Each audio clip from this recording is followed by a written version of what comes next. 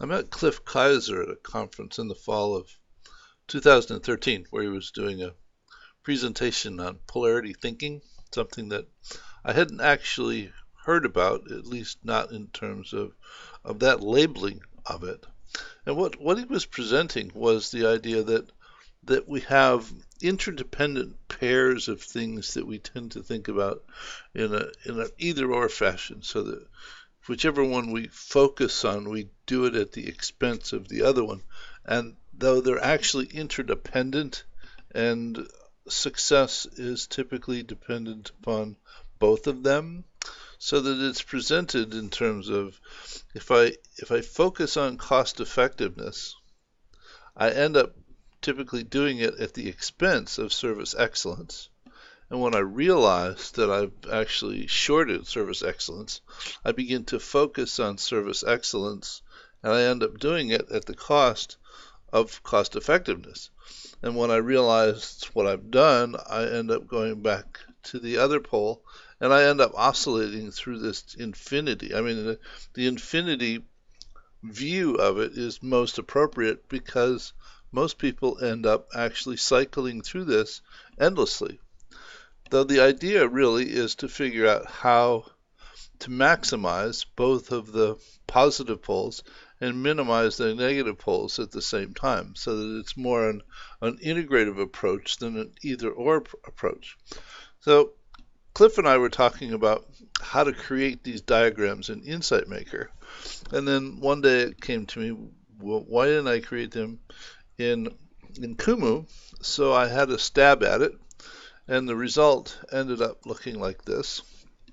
So it's not quite as pretty as the other diagram, though what I liked about what I ended up with was I have the positive poles and the negative poles, and the arrows show a nice transition. And if I click on the elements, this shows you can write as much descriptive text in here as you would like, and for each one of these, so that as one walks through, you can read the text.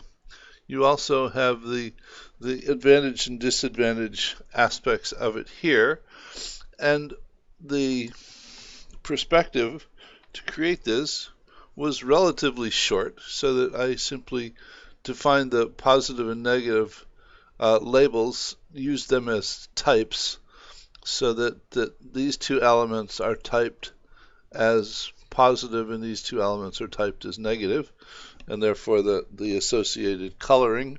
I put the labels in the center, set the size of the connections as 8 and used color inherent so that each end of the connection assumes the color of what it's connected to, and the synergy connection I made purple, and that's this one here.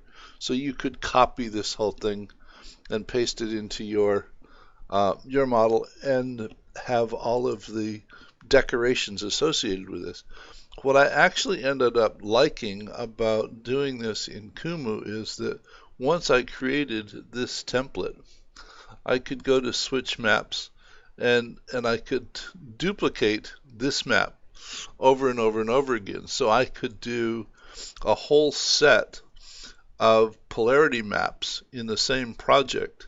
So I could do cost and service and a number, and, cost and quality, and a number of these apparently mutually exclusive perspectives that we have, and document them in a single project, which I thought was pretty neat, actually. So here's an approach to doing polarity maps in Kumu, and this article by Barry Johnson, who is the CEO, I believe, of Polarity Partnerships, which is well worth reading. I've included in the external resources for you to read. So thank you much, and I'll see you in another video shortly. Bye.